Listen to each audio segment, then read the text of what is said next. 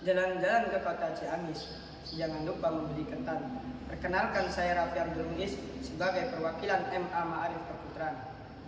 Assalamualaikum warahmatullahi wabarakatuh. Alhamdulillahi rabbil alamin, wa bihi nasta'inu ala umurid dunya waddin. Assalatu wassalamu ala asrafil anbiya'i wal mursalin wa ala alihi wa sahbihi ajma'in. Amma ba'd. Kepada Dewan Juri yang arif dan bijaksana yang saya hormati, dan tak lupa juga kepada teman-teman yang berbahagia, salawat dan salam marilah kita curahkan kepada sang putra Abdullah, seorang proklamator yang tidak pernah menjadi seorang koruptor, seorang pahlawan yang tidak pernah menjadi seorang lawan. Siapakah beliau? Beliau adalah baginda kita Nabiullah Muhammad sallallahu alaihi wasallam, yang telah membawa kita dari zaman kegelapan menuju jalan yang terang benderang, yang diterangi oleh Islam, iman, dan ihsan. Dalam kesempatan berbahagia ini, izinkanlah saya untuk menyampaikan sepatah, dua patah, bahkan beribu-ribu patah kata yang saya ketahui tentang cinta tanah air. Agama mengajarkan kepada kita bahwa cinta tanah air sebagian dari iman, karena cinta tanah air merupakan sarana primer seseorang untuk menjadikan suatu agama. Tanpa cinta tanah air, seseorang akan menjadi hina, dan tanpa tanah air, agama seseorang tidak akan sempurna. Rasulullah SAW sangat mencintai tanah airnya, sebagaimana hadis yang diriwayatkan oleh Imam Bukhari, yang artinya, ketika Rasulullah SAW datang dari bepergian, beliau mempercepat jalannya kendaraan yang ditungganginya tersebut setelah melihat dinding kota Madinah. Bahkan beliau sampai menggerak-gerakkan binatang yang ditungganginya tersebut. Semua itu dilakukan sebagai bentuk kecintaan beliau terhadap tanah airnya. Hadis riwayat Bukhari. Sahabat tanah air yang dicintai Allah, tanah air akan membawa bangsa kita menjadi bangsa yang kuat dan kokoh. Karena bangsa kita disebut sebagai bangsa yang baldatun thayyibatun wa rabbun ghafur.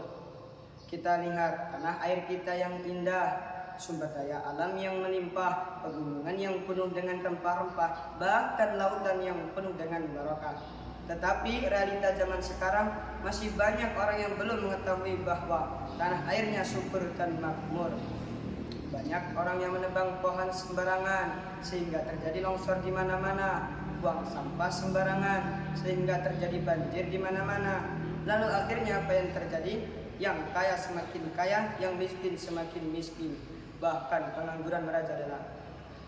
Padahal Allah Subhanahu wa taala telah memerintahkan kepada kita untuk selalu berdoa agar menjadikan bangsa kita bangsa yang tentram dan aman. Sebagaimana doa Nabi Ibrahim alaihi salam yang tercantum dalam surat Al-Baqarah ayat 126 yang berbunyi, A'udzu billahi minasy syaithanir rajim. Bismillahirrahmanirrahim. Wa idh qala Ibrahim rabbi ij'al hadza baladan aminan warzuq ahlahu minas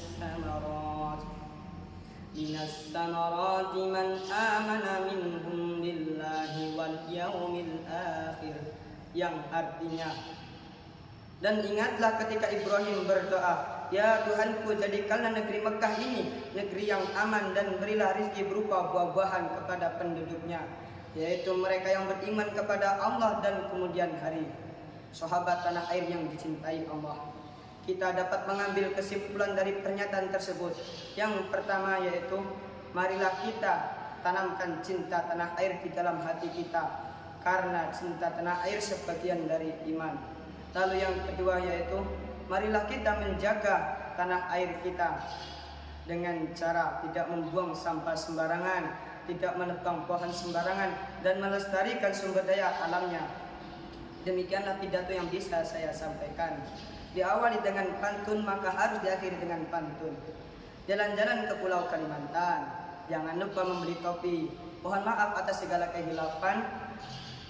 Lain waktu kita berjumpa lagi.